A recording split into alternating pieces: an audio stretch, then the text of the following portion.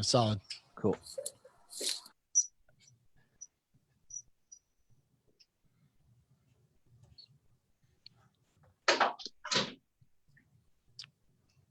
Hey everybody, this is Baron Hans and Mark over at Arnzen Arms, and today we are here with Peter from Archway Defense, and we're going to talk about some self-defense stuff, and I don't know what else. We'll see where this goes. So, Peter, why don't you kick us off? Tell us, what does Archway do? Who are you? Why should we care what you have to say? Well, everybody's locked down in COVID lockdown, so I mean, this is better than staring at another episode on lockdown and COVID lockdowns. Than staring at another episode on lockdown and COVID lockdowns. Not sure what just happened, but nope. We're back. So Archway Defense is a training company started in 2014 in Minnesota, and it started with the concept of with training comes peace of mind. And we have a couple archways of Archway. The three branches or three archways of Archway are law enforcement engagement, which if you followed a lot of our social media, we've been focused on that for a couple of years. Then there's our corporate clients in the sense of workplace violence, active shooter mitigation. Like we wrote the active shooter program for the security team at O'Hare and Midway airports, on top of having corporate clients all across the country. And then the last archway would be the individual person and families looking to get reasonable level training for self-defense to take care of whatever comes their way. Mm-hmm. And I think that third arch is what we're going to mainly focus on today. Correct. We do have some law enforcement friends out there, but you know, that's not our sole focus at the shop. So yeah, let's kick it off there. I guess my opening question for that before we get stuff rolling in here is what, you know, everybody likes to focus on the guns and the gear because that's the sexy, fun, go fast part. But what do you think is actually what should be people's priority over, you know, what Super Blaster 9000 they get to carry around? whatever came out of SHOT Show this year. Yeah, exactly. Instagram models kicking something. No, I mean, the gear is obviously important, and realistically, we're spoiled with how good of the gear or how good gear has gotten over the years. And I know you guys are both trainers. Are you both veterans? Yes, sir.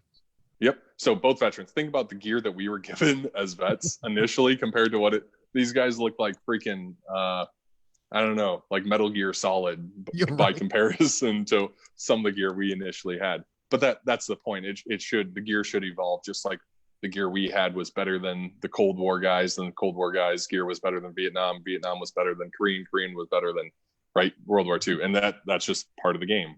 So the gear does matter to an extent, but we've seen, especially on social media, a ton of people playing dress up, and it looks cool. You have the plate carrier, you have the bump helmet with the nods, like sitting up in broad daylight. No idea why, but because I want $10,000 on my head during the day. Yeah, I'm not mad. I'm jealous. That's amazing. Yeah. But realistically, that stuff's fun. It's awesome. But all the gear in the world doesn't drive performance. It can hide some of your performance flaws at the end of the day, like a $6,000 handgun, by the way, phenomenal triggers, everything else. But you guys know as instructors, that's not a gap for training, but somebody can hold a better group with that because of the ease of accuracy with some of these beautiful guns that are coming out. Absolutely. Yep. Yeah. So the fundamentals, people will talk about the fundamentals, but even before you get that, when you get into the individual right to own weapons, it's right. It's not given to you by anybody. It's an inherent right of self-defense, of self-preservation. It has to start with a mindset piece. And if you guys go back to your military experience, think about some dudes in your unit, guys or gals, that their mindset wasn't with the mission, wasn't with training. And it's a rarity, thankfully, but they do exist. And all the gear in the world, all of the resources in the world can't or won't pivot them into a performance mindset. So I think before anything else, it's what's up between your ears is the biggest piece of this. And I know that that's not as exotic as an Atlas or something. By the way, Atlas, amazing guns. So I'm not harping on them, but the head game, the thought process, the mindset, which gets coined a lot, but how you are dedicated to either carrying or training or just awareness on what happens in your day-to-day life. I think that should transcend everything, and that's the foundation for any self-defense training, armed or unarmed. So then, I guess if there is a coherent answer to this, what does that look like then for, me or Hans, or a lot of our viewers, where it's, I don't actually get paid to carry a gun anymore. I work in a gun, so I carry a gun, but that's not what I do professionally now. So what is that? What do you think that mindset should look like, or how should that?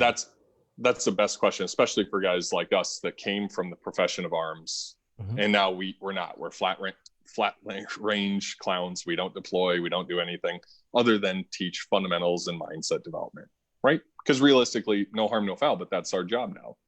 So for us to pivot, it's a lot easier, but for somebody who's maybe never gone down that road of law enforcement, military, or any federal service, no harm, no foul, I would start with the sole concept that no one is coming to save you.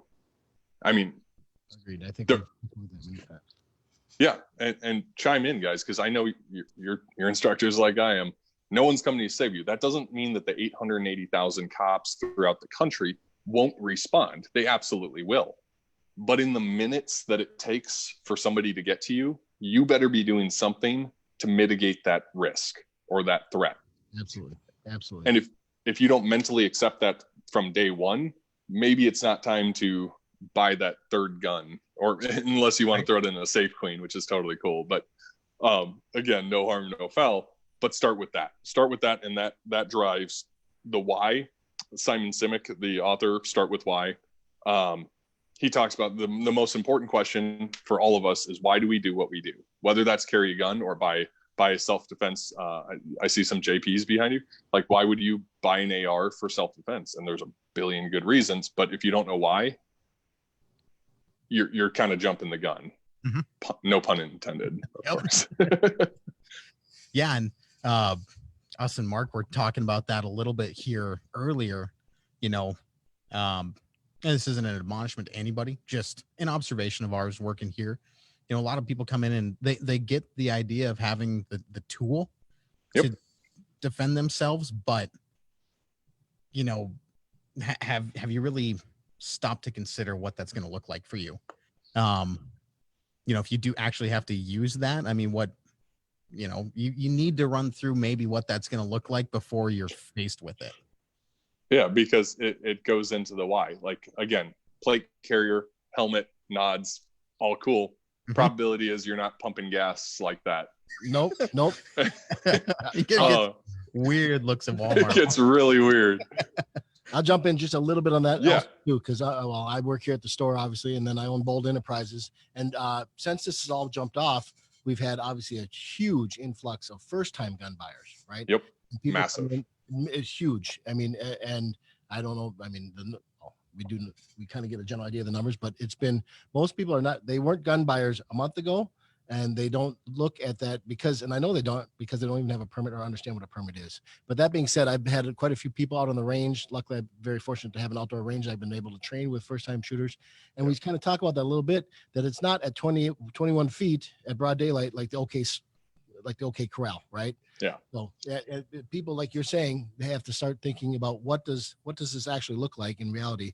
And another big point there, that I had a young lady who had thought a 12 gauge M4 was a self-defense gun. She sent one birdshot round to that and handed it to me, and she said, "You know what? You can have this. I don't want this in my house." I didn't take your gun. But.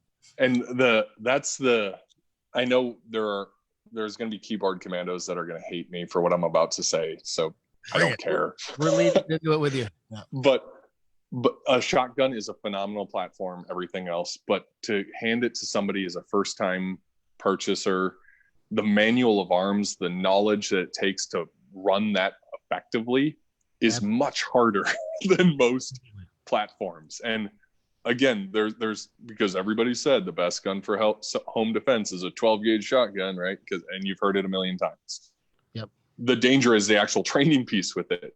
If you don't know how to actually run that thing, which it's not as intuitive as other platforms, it's doable, obviously. Yep. It's Say again. I'm sorry. We got a little beefy. It's a two-handed weapon at best. Yeah. And we're talking about inside your house. I mean, most people don't have a 35-foot throw they need to cover, down a hallway or something, right? So yeah, and that's again, at the end of the day, anything is better than nothing. But a fully equipped person with an unequipped mind is almost useless. Absolutely. So go ahead. I'm sorry, Ben. Real quick, just for anybody that's tuning in a little bit late, we're talking with Peter from Archway Defense. We're talking self-defense. So if you got some questions for him about that, go ahead, drop those in the comments. If you're any platform you're viewing us from, we can get those questions from you. So we got Mark over here on Command Center feeding us questions. So if you got them, send them on. So continuing on with that. Yeah.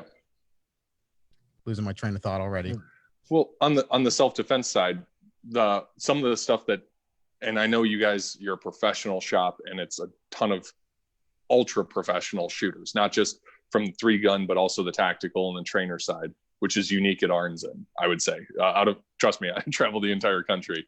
Most shops, and I'm not poo-pooing any of them, most shops don't have the depth of professional shooters that you guys have at Arnzen, which is pretty cool. We take great pride in that. Yeah. And the one piece, and I've heard you guys talk about it, is that self-defense insurance. If you are going to carry, because what does that self-defense engagement look like? You should probably have a plan for the legal ramifications that will come after it. Whether it's severe or minor, there will be a process you have to go through. Absolutely. And the gear, like you said, the gear is cool. Everything else, we love chatting about gear, but setting them up for success, setting up that, especially there's a massive, we're talking millions and millions of brand new gun owners that just hit the market. And I would argue intelligently that the motivating factor is obviously the pandemic, but the why behind it's not just the pandemic. They realize that they're responsible now for their own personal protection. That self-realization took place, and it took place very rapidly and very uncomfortably. And for those people, if you're listening, you're a first-time buyer, you went to Arnzen and you picked up something, start with that mindset. And that can be done quietly by yourself, and just reflect on, what am I willing to do? Am I prepared for what might be coming? And am I prepared to act? The other little piece that turns into a huge piece is what we call performance on demand. Like everybody jokes, what was it, the movie Desk Pop, where they're He's like, everybody other guys. Yeah, the other guys. So I joke in the law enforcement side of the house that you never get a warm-up drill, right? Because think about law enforcement, they grab their rifle out of the squad car for an active shooter, active threat, or an active terrorism. They don't have a warm-up. They don't get stretch, get comfortable. They just have to go 0 to hero, and they have to have performance on demand. And performance on demand, people are like, oh, that's a pretty tough standard, because you can't miss. Yeah. And if you do miss, you're liable for whatever comes out of that. If you hit little Sally on a tricycle a couple blocks away. So that performance on demand piece, the honest question is, whether you just started shooting or you've been shooting for a while, is, can I actually perform clearing a concealed weapon from retention and put rounds accurately on a threat that I've clearly identified is directing violence at me within the scope of your laws? Because I know we have people tuning in from places other than Minnesota, so I don't want to just cite Minnesota statute, but check your laws for lawful use of self-defense. And that's just generally, it's listed under justifiable homicide in statute. So going down that road, building up that mindset piece, and hopefully, there's 3 awesome instructors, well, 2 awesome instructors and me with a beard, but that should be the first part. And then after you get that out of the way, everything else makes sense.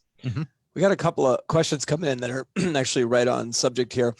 So how often then do you recommend training with your firearms to stay proficient? Good. Yeah. Awesome question. Here, I'm going to show you one of my favorite tools at my desk. You guys know what that is, right? Yes, It's a laser trainer. Not every round needs to be fired live. Some people say, oh, I need to go to the range and fire 2,000-3,000 rounds every day I shoot. What do you guys think when you? So for me to stay at the proficiency level that, or I guess to try and attain the proficiency level that I want to be at, I like to get to the range at least twice a month. Ideally it's once a week. I like to go out on Sundays and just, I don't need to spend, 7 hours and 1,000 rounds there. Although I have been, that would be a great day, by the way. Yeah, right. But even if it's just going out and to maintain proficiency or build proficiency in a lot of these core tasks, it doesn't take a lot of ammo and it really doesn't take a lot of time.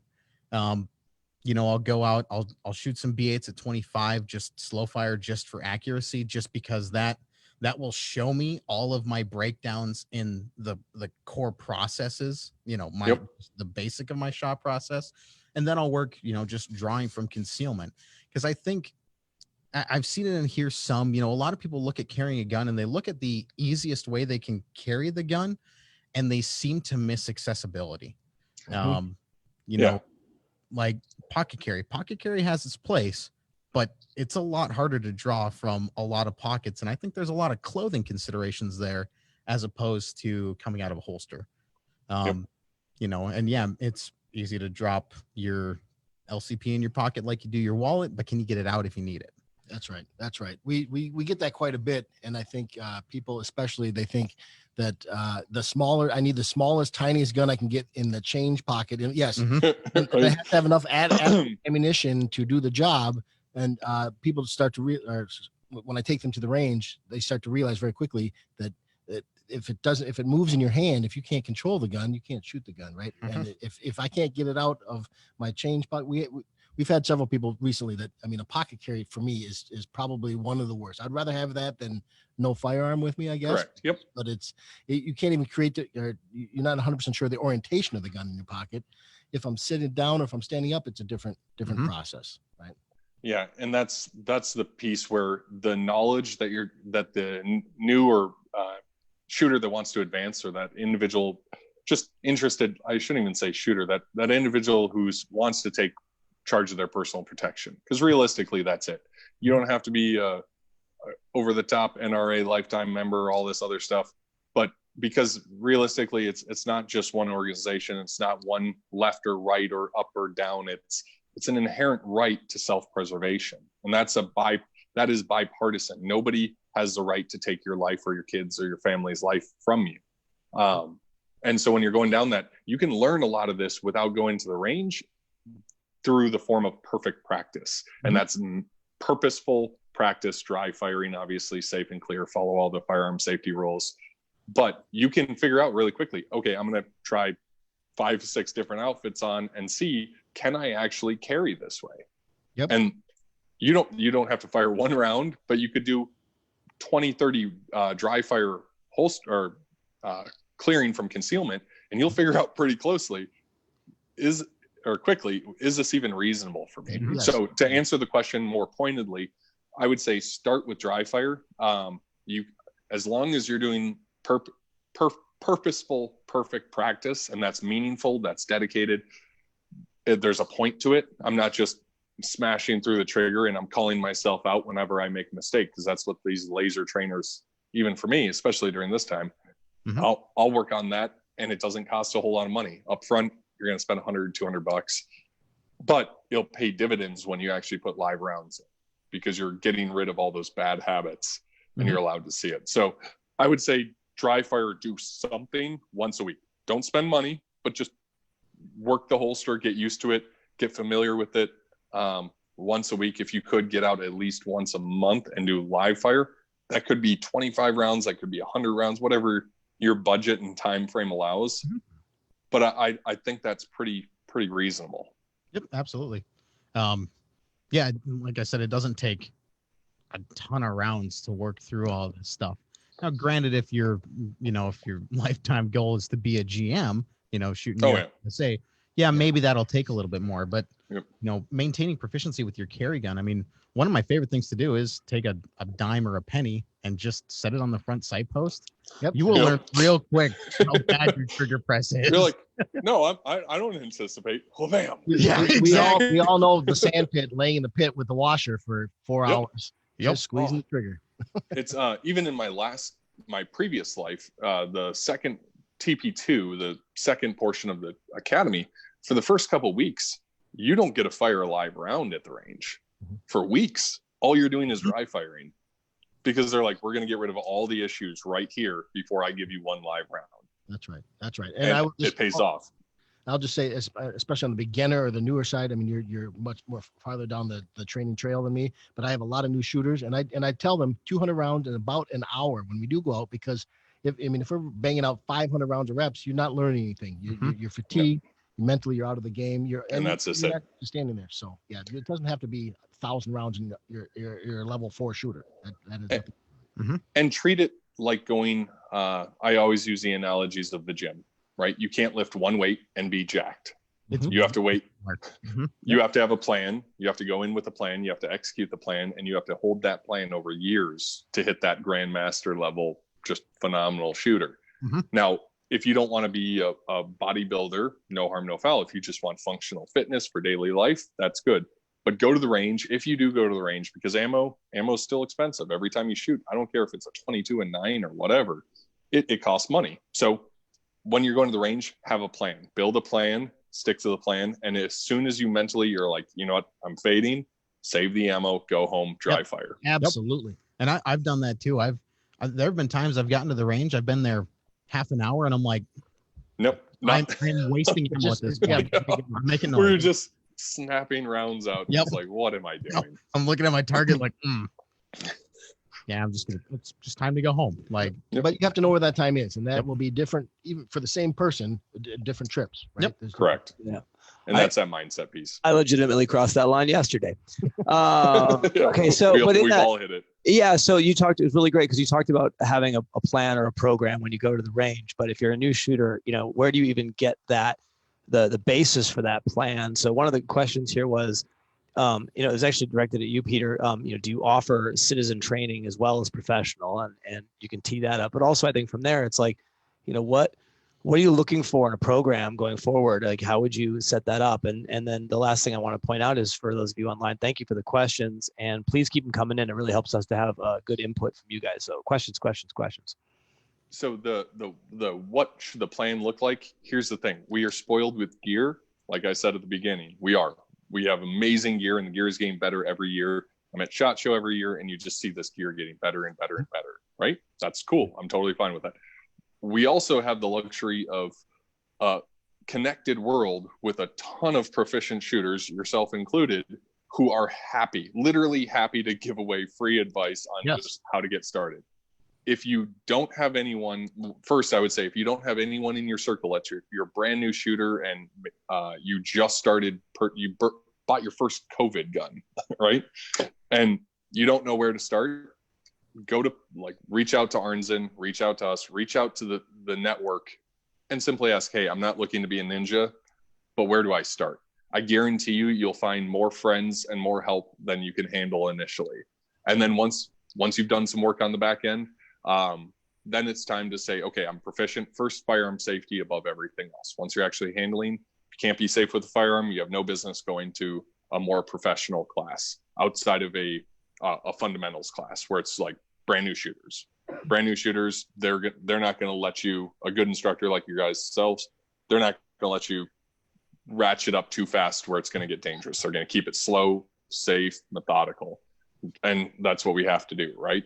I think the second part of the question was, do we offer citizen training, that third archway? Yes, we do. It's limited because our primary focus is on our corporate and our law enforcement SWAT teams and stuff, but we do have very limited courses, and you can find those at archwaydefense.com, open enrollment training. Click that. There's one coming up end of this month in, I believe, what month are we in? I don't even know anymore. We're in April for the day, but yeah. So tomorrow, end of May, and that's still on. And even if the governor kicks the can down the road a little bit longer and whatever, it's outdoors and it's small groups, so it still fits with it. In that, we like to keep the instructor student ratio low. because of the touch points. So yes, we do. If you want more information, go to archwaydefense.com. And I'll tag on the back of that Yep. for Arnzen Arms here. I'm the instructor here. And for those who've visited our store, for the last 3 weeks, I've been out to the range 14 days, and that's 2 classes a day with new times. Beautiful. So that's exactly what we need. Literally, that's what we need, because especially these new individuals coming into self-defense who might have realized for the first time they're responsible. Teams like the instructor teams at Arnzen, yourself specifically, like bringing those new individuals safely into the self-defense industry, the self-defense sport, whatever you want to call it, or into the realization of how to operate this tool effectively. And I think absolutely, above all else, that's the best thing you can do. Once you've read up all that other fun stuff, start with a 101 class of just firearm safety. That's exactly what we do. Yep. And that, that can be something as simple as just, finding an NRA instructor that's doing a basics of pistol. Yep. Very low round count, generally very affordable course, and, a day of your time, if I remember right. Yep. You don't need to go. And I like taking the higher end classes. Yeah, the pew. Yeah, exactly. Doing Hondo rolls and stuff like that, right? Yeah, exactly. But that you don't. I would actually recommend don't start there. No. Wheels fall off so fast. Honestly, it's discouraging. And to your point, actually, and I even have, like, we train SWAT teams, everything else, and they're like, hey, we want some advanced shooting drills. I'm like, cool. No, we can do advanced shooting drills. I want you to take your entire mag and put it inside of a dime at 2 yards, right? Because advanced shooting drills will only highlight your shortcomings behind the weapon system for those the higher level tactical. So if we can't get the fundamentals right, like I use the analogy Tiger Woods. Tiger Woods doesn't know any new technique on how to hit a golf ball, but he has mastered the fundamentals under stress, and therefore he's an advanced golfer. He's done the basic swing 10,000 a million plus. Yep. Yes, yeah. And that's it. He's perfected the fundamentals, and that's not sexy to say, especially in this industry. Everybody wants an Instagram roll and right. But the fundamentals, if your fundamentals aren't there, you're going to waste your money, which you shouldn't do, go into a class that you're not suited for, and then you're going to drag the entire class back. Yep. So don't be afraid, especially starting off day one, new purchaser, we'll call them COVID purchasers, go out, take that 101 course, specifically with you guys, because I'm not going to recommend people I don't actually know, but I know you guys are legit, you do good work. So take those courses, then go home, dry fire, apply those principles that the instructor gave you, and start walking down that road. Real quick, just if you're tuning in here recently, we're talking with Peter from Archway Defense. We're talking self-defense, talking preparedness. So if you got any questions, drop them in the chat. We're happy to answer them for you. And I just want to continue on, just to go back to the gym analogy real quick. It's, well, like recently here, I started working out again. And I had been I could tell. Yeah, thank you. I've been basically sedentary for the 2 years after I'd gotten out of the Marine Corps. So it happens. I cannot run a first class PFT anymore, amongst other things. So, even that, or, just getting into it, like, it would do me no good to go and try and run an 18-minute 3 mile. Like, I'm gonna hurt myself. So it's, very much the same thing getting back into shooting, or getting into shooting. It's okay to not have all of the super sexy Instagram stuff. And a lot of that is kind of flash, in my opinion, anyway. But yes, it's like, I joke that guns are kind of boring. Shooting is cool, and good shooting is really cool. Like, I think it's pretty awesome when somebody can, throw up on, a mid 90s on a B8 at 25 yards. Like, that's some pretty good shooting. Yeah. Or, if they can put it in on a dime at 2 yards, which seems really close, but even there, like, if your target is, that big, not a whole lot of error for misses. In the world of fancy drills, we have another question here. What shoot/no shoot drills do you recommend? Ooh, shoot/no shoot. So for stuff like that, in a perfect world, I'm a huge fan of force on force, shoot no shoot, because you get 3-dimension. And so we do like train the trainer, active shooter, solo officer response for law enforcement, and none of that's live fire. That's all the classroom, then scenarios, back to classroom, back to scenarios, and breaking down those.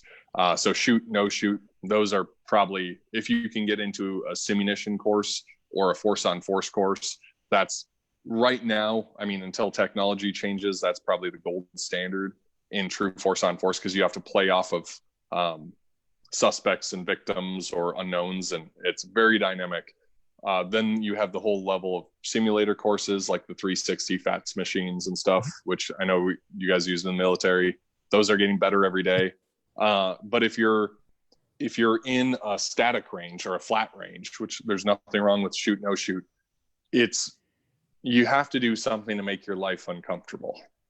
I truly believe that. So whether it's if your range allows it, you're outdoors, or you've got some property that you can shoot on, is having somebody set up different colored targets and doing shoot no shoot, and then having you do some PT, because I don't know how casual and low your heart rate is when you have to pull your gun, but it's probably not going to be at a resting rate at, like, we're sitting around 56 beats per minute right now, standing in an air conditioned range. Oh yeah, just comfortable, having the time of our lives, right? Nothing wrong with that. But if you're starting to go into that more purposeful drills, I always like the shoot no shoot, color coordinated numbers, anything to get that prefrontal cortex kicking over, and you have to think about it. And then I also, for law enforcement, if you watch any of our feed, we personally love to bury their heart rate, and we do it with them. All of our instructors run the drills with them, but trying to get that heart rate up into the 180s where they're redlining, and then having to use precision and then not hit the hostage. It gets very uncomfortable very quick, but I'd rather have them hit their failure point there in a safe, controlled environment than, heaven forbid, that active shooter, active threat, or active terrorism. So on that then, so for me, I like using competition for that, because you have some movement, and then you've got that social and self-imposed form, and that always gets my heart rate up a little bit, especially on the first stage. You start feeling the pulse in here a little bit. What are your thoughts on that? I mean, I know, like, competition for self-defense can be a hot button topic, so I love hot button topics. So anybody who wants to badmouth competition shooters, one, you've probably never been to a competition, I would argue. Agreed. And two, most competition shooters, because there's exceptions, are their fundamentals are pretty solid. So I love competition shooting, one for just activity, stressor, and the mastery of the fundamentals that goes into that in a safe, controlled environment. Everything else, as you guys know, I started doing the tactical games with my instructors, and it's that performance on demand piece, because there's only so many donuts I can eat on a flat range before somebody's like, well, are you a good shot anymore? and honestly, that's where we have to do our gut check and drop our ego and go out and actually perform. And there's nothing wrong with that. So get into the competition. You guys know more about the competition scene than I do, but I know it's a extremely friendly bunch. Yes. And there's people that are willing to pour their heart out and to help, especially first timers come into it. So love competitions. The only asterisk I'll put on competition, it's not tactics. As long as you know that it's not tactics, that you would never go around a corner like that, right? Because realistically, you wouldn't, and that's fine. It doesn't have to be everything. But if you can master your fundamentals under elevated heart rate, that's phenomenal. Speaking of which, I mean, you brought up the tactical games, and Baron brought up needing to be physically fit. And then Sean Nelson jumped in and said, Baron needs to come shoot the tactical game skirmish. Yes, I do. So I called him out. The gauntlet. I was talking to Dustin about that last week after the live feed. So I guess now I have to come. So we heard it here. I've got extra body armor for you. I'll put some extra plates in there. Okay. Perfect. Nice and heavy. Perfect. If I can just touch on that just a little bit, shoot from my beginner standpoint and from just your basic carry standpoint, and what I bring into my class is, if you have to think about it, it's probably a no shoot. What I mean by that is, from a straight civilian in your home self-defense, if you have time to think all that through, if I'm going to get in trouble for this, that maybe the gun is not the answer, at least coming out of the gate. Yeah. And that's again, I mean, the severity of, I started off with, it is an inherent right. It's not given to you by anybody. It's literally, you're born with the right of self-preservation. That doesn't apply just to Americans. That applies to any human. They're allowed their life. The tool allows you to do, and correct. Yeah, it's just a tool at that point. But I'll know from personal experience, even having a shoot, no shoot that's tense, uncertain, and rapidly evolving, as the Supreme Court calls deadly force incident, it's not fun. When you're pulling your gun, wondering if you have to shoot that person, and you don't have a movie where you can pause it, and John Wick, have a soda and be like, he should have really shot that person. Right. That's not how it works. Oh no, that's what I'm getting on there. Yeah, I don't go back to the last checkpoint if I screw this up. So yeah, and be like, can we reset the game? It's like Call of Duty, right? Yeah. No, and it's a gut-wrenching moment, but with training comes peace of mind. That's the core of what we're going after. And it's not just lip service. All of our guys realized the more training we had, the more peaceful we were in our day-to-day life. We were more confident and more comfortable with stuff that we can manage. Because I can manage for myself those low-level stuff. I don't stress about a nuke hitting us right now because I can't manage that. So I'm not gonna stress about it. Yep. Yeah, it's a lot of the, I don't joke about, I'm no super warrior. Like I think you are. Guns. Well, thanks. But I wrenched on guns for a few years and got out. But like in that, I got to meet some guys that are truly exceptional gun carriers, and all those guys. It was a consistent theme that they're all pretty chill dudes. Oh, absolutely.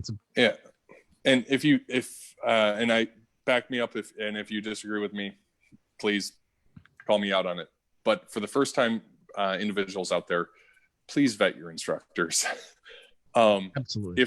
If you smell an ego, absolutely at all, probably just dial back, ask somebody else, go into Arnzen, talk to them, be like, hey, I was thinking about shooting with this person. Because if there's an ego involved, we joke about a lot of stuff, but the ego is probably the most dangerous piece of this. Absolutely. Because it can give a artificial confidence, or it can the ego of the instructor can push garbage information to the individual. Absolutely. And now they take that as doctrine, and that because they're so confident and the ego's there and they're puffing their chest up. Dude, I'm telling you, we've got amazing instructors, some of the baddest dudes I've ever met in my life.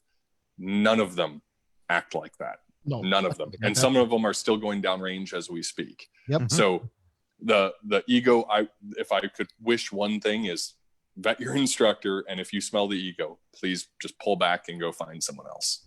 One of the red flags I use personally is how dogmatic they are about the information they're giving. Yeah, we've always done it that way. Exactly. And like if they're, and I think there are some things where there might be one right way, but find 10 really competent shooters, like nationally ranked or nationally regarded shooters, and ask each of them about sight management. Like just even where do you look with your sights? You've got guys like Ben Steger, who is target focused out to, I think he says, like 50 yards, and he's won production nationals like 8 times now or something like that. Yep. And then I know other individuals that are very exceptional shooters that are very hard front sight focus. Maybe they can both be right. Like they got there somehow. So that's kind of my first easy check. On what the instructor is going to be like. Yeah, I was just actually, what's the nice thing about this whole COVID train wreck is I've been catching up on a lot of podcasts and reconnecting with awesome people I've met along the way. So I was on another podcast 2 nights ago or so, and it was more on the combat side and the tactical side. And this is no BS. I know we joke about a lot of stuff, but people way cooler than us have died. And they've been way better shooters than us. They've been way better fitness guys and gals. They've been doing technically everything by the book, and they still died. Yep. And that goes into the battlefield to law enforcement officers on truly doing doing work out there. So when you take that, the reality of that is really good people have come before us and we're standing on their shoulders. That's where the humility has to come in. And if you're not smelling that with your instructor at all, if they say this is the only way to achieve X, Y, or Z, save your money, go ask somebody, go into Arnzen, and they'll steer you right. Really great. Speaking of only one right way to do it, question from Billy B's wife. Would you recommend on-person carry or in the purse for a woman? And if not the purse, like, are there people out there that'll help ladies learn to carry for how they like to dress? I can't, in quotes, I can't wear sweatshirts and baggy jeans every day. Yep. Yeah. So, I'll start a little bit. Oh no, Peter, I'm sorry. No, lead. I was You just take going to it. start a little bit that I personally, and in every one of my classes, I address that, right? I mean, they do make carry purses and they make carry men's shoulder bags, whatever you want to call it, and other things. And they have I don't own a lot of them, but they make lines of spandex pants with holsters and belly bands and things, right? They don't look particularly good on me, so I don't wear those a lot. But I personally believe in on-person carry. I'm a big fan of that, and I try and stress that if you ever set that bag down, even just for a minute, you've left your firearm behind. So I start there, Peter. Yeah, it's I'm gonna lean in. Obviously, if you have something that's better than nothing, but even the belly bands or the truss system, I used to carry those in deep cover on aircraft, and they're a good option. They're not good for reholstering quickly by any means, but for deep cover, and even our fellow my coworkers, female, they use those systems and they do work. It holds a lot of gear, keeps it close to the body. It's under deep cover. So you have to work dry fire, a ton of dry fire to learn how to clear those garments quickly to get to it. But if you put it in a purse, there's a couple horror stories out there of kids getting into them and the mindset wasn't there, right? The motivation was there, but the mindset wasn't there. And that just breaks my heart when I see it, because there are so many options out there. When in doubt, if you're new at it, reach out, specifically Arnzen Arns. I know you guys will help out, and us too. Yeah, and we're lucky because, I mean, you know, Kate, one of the Arnsens of Arnzen Arns, you know, she's a very accomplished shooter. Phenomenal shooter. She's a woman, so we do have a good source here for that.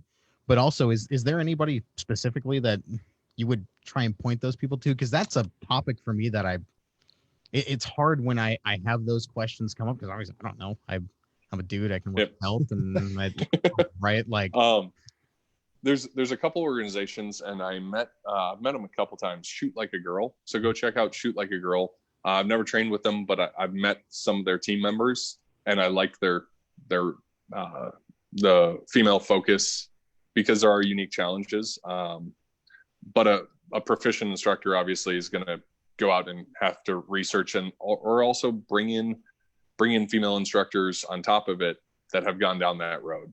Yeah, +1 for Shoot Like a Girl, and Girl and a Gun's another one. Yes, Girl and Guns. And reach out to them, and they will have a list of people who they recommend, you know, getting with that are, you know, look, I mean, every one of us, we carry a certain way because we're men and we have certain options, which I actually have a follow-up question for you guys. But you know, those organizations are designed to help ladies find what works for them, which is different in a lot of cases. Absolutely. So I do have a question for you guys. Is how does the group feel about overt versus covert carry as an everyday option? Like, what's your philosophy behind that? Can I kick that off? I actually got some. You own it. Yeah. I've got maybe some pretty intense opinions on that. So again, not admonishing anybody.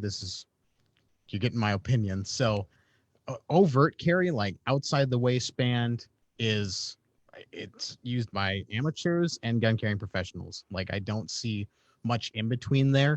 Obviously some for hunting, and like when I'm down working at our farm, you know, I'll open carry, but the horses don't really care if I have a gun. You know, I'm very strong toward concealed carry, and in that, you know, Mark used the word that I like to use to describe it more as covert carry.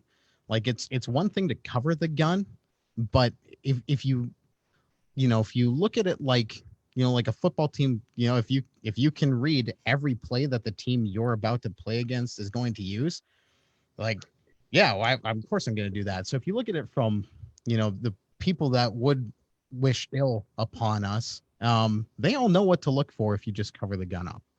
Like they're used to dealing with cops and other people that do carry guns and maybe don't hide them so well, probably since most of us were in elementary school. So, you know, driving toward that covert carry and really hiding that gun, that's a big objective of mine, and that's something I'm always chasing, is how can I keep this accessible but that much less noticeable. Yeah, I'll just tag on a little bit there too. The only time anybody knows I carry a gun, whether it be a full-size Beretta or a full-size Glock, is when I'm at work here, right at the gun store. You came to see me at the gun store, and I have it there, and or if I'm training, at my carry class. Otherwise, I agree with you completely that the randoms, and I'm not pointing, I would never call anybody out, but walking down the street with their gun because that's their right, you're attracting absolutely the wrong attention. So I think covert's a great word for it rather than concealed. Yeah, you have the right.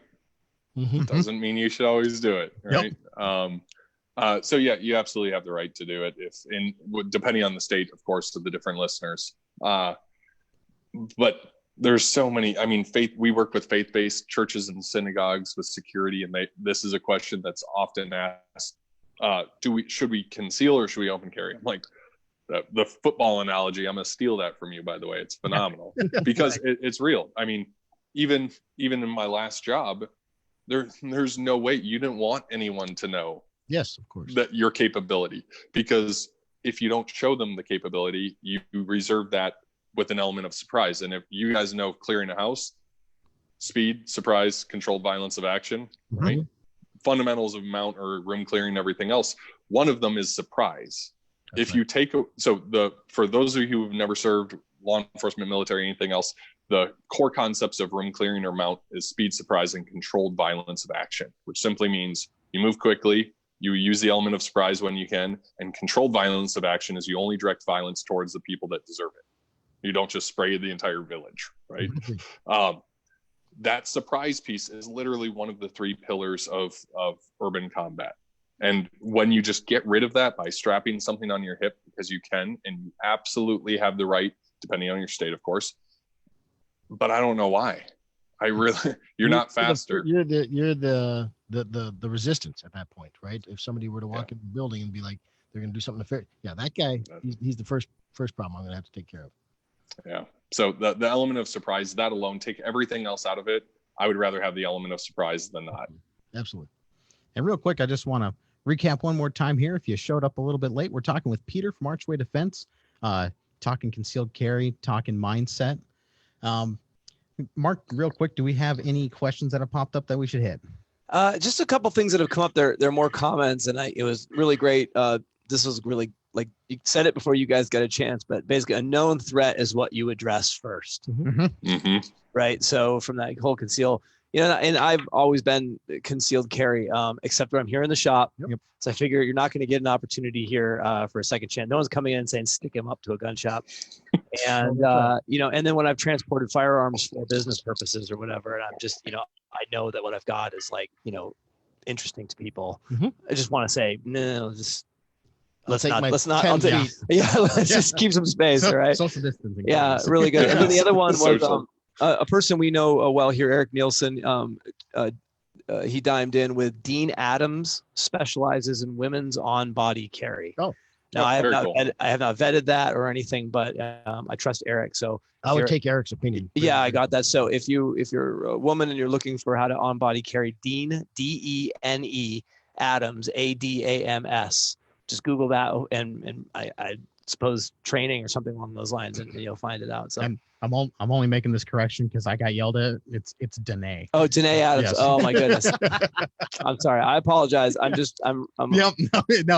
basically a talking monkey. And Danae Adams. So Google Danae Adams, D-E-N-E-A-D-A-M-S, and check it out. I mean, this is exactly how our community works, which is so great, is we get together and we talk, and people who've never been in our circle before don't have any idea how incredibly welcoming, like overwhelmingly helpful the 2A community is for the most part. I mean, there's jerks in every community. Yep.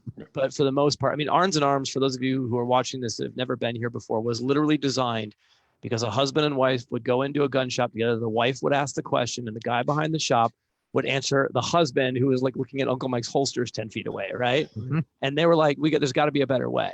And that's how this shop showed up. So if you're in, if you have questions about that, we have a couple of really great gals that work here, not the least of which is Kate Arnzen, who'll be happy to help you out. So Absolutely. Cool. So one other thing I wanted to chat with you about, Peter, is your faith-based training, the stuff you do for faith organizations. We've got a lot of churchgoers in our community that come through our shop. And that's something that I've tried to address with a few of them that have come in here and asked, but that is outside of my lane. I don't know. So can you talk a little bit about that? I mean, what are some considerations for your churches and stuff like that for their security teams as that becomes more and more of a concern as we move through the decades here? Yeah, unfortunately, we've all seen enough news stories of violence at a faith-based, because it's not just churches, or we'll say faith-based communities, where true evil has come in to attack people during a worship, whatever their faith is. I mean, that goes into that inherent right. It was outlined in our Constitution, but it wasn't given to us by our Constitution. You have the right to worship your God in peace, and that huge piece of our company, the Archway, that goes into the workplace violence, active shooter business side of it, is the faith-based communities, because they're starting off from, most of them are starting off from zero, just that we work with. It's what do we do? So we help them spin up a basic security and safety team. We'll call it a safety team, because we don't want them just to think about the guns. Like we said, that's just the gear, but we also want them on emergency medical, on fire preparedness, and emergency weather, all these other things that can happen, because people can have a heart attack at church, or heaven forbid somebody gets hurt. Your safety team, or you should have resources, reasonable resources to help keep people safe at church. The last of which is that hostile threat in a house of worship. I think that's probably one of the most vile things, is when you see a church attacked or a synagogue attacked. It's just unspeakable. But thankfully, we're starting to see a trend. Archway's been around since January 10th of 2014. I got to go back, 2014. And thankfully, we're starting to slowly see a trend where more faith-based communities are starting. I mean, we wrote an active shooter program for the entire diocese, 100 and something churches in Idaho. And then, so we travel the country, not just for law enforcement, not just for corporate, but also our faith-based communities. So starting with that, I would say, get the team together. Don't focus on the equipment, focus on the mindset, focus on the why of protecting, what people say, protecting the flock or protecting the congregation. Mm-hmm. That's the number one priority. It's not an offensive role by any means. Faith-based communities should be opening, welcoming, but heaven forbid somebody's coming there with the wrong motivations, is to spot that early and then put mitigation in. Yeah. And not to tie in, I mean, to bring in, but that recently down in Texas, for those the guy that stopped that problem was concealed carry, right? And he was a parishioner. So if he had his gun on his hip, the shooter is absolutely going to track that. And the shooter did track. Actually, one of the security team members was in the process of drawing from his holster, and he was one of the individuals that died, unfortunately. So that concealed or that covert element of it is invaluable, because it's utilized surprise. And the Texas security team, I believe that individual only fired one round to stop the threat from across a packed congregation. Yep. Watch that video and then ask, is my training standard good enough to achieve this outcome? Mm-hmm. Yeah, that guy managed a lot of problems really quick. He did an amazing job. And saved, and didn't make it worse. A lot of lives. Yeah. Oh, absolutely. Saved a lot of lives. No question. All right. Good question. So just real quick, getting to the end of our block here. I want to give you an opportunity. I know that you've got some awesome sponsors. Pimp a couple of the brands that you work with that help Archway do what they do. We got one of them behind. Yeah, I think there's a huge one right back there. So our law enforcement training, we train coast to coast, border to border.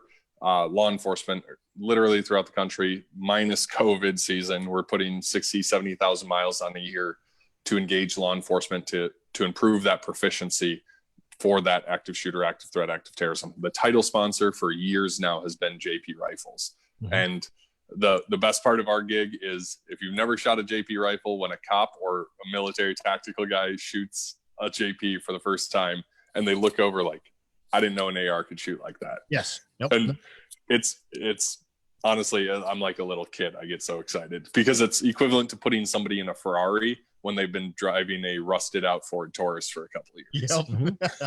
Absolutely. So JP has been an amazing sponsor. They've supported that LE mission for a long time. A couple of years back, we brought on HK, Heckler & Koch, for the handgun side of it with the VP9. As you guys know, I'm a VP9 junkie for production, off-the-shelf, unmodified, at the price point. It's a phenomenal platform. And then our friends over at Vortex Optics hooked us up for the law enforcement with low-power variables. Vortex Optics, if you guys don't know, if you follow Arnzen, you have to know Vortex Optics. Come on. And then a local gun cleaning company called Real Avid. And they make some great gun maintenance stuff. And they've been supportive getting all that gear for the law enforcement to take care of those JPs while we're on the road. We've been honestly, and I mean this, we've been blessed to have people believe in what we believe in and have those brands support us. So with that, I mean, truly, it when we can actually do it, minus right now, it's some of the best times. Yeah, real quick, JP is also, I talked to them yesterday, is going to extend the deal that they put out last week. And so is Arnzen. So the JPs, the in-stock JPs at Arnzen and at JP will also, if you buy them through Arnzen, will be shipped with a free scope mount.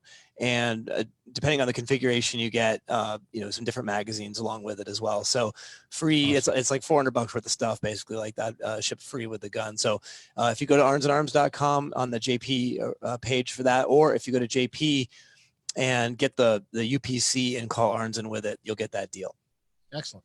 And real quick, Yep. I got one last question from our favorite general manager up at JP.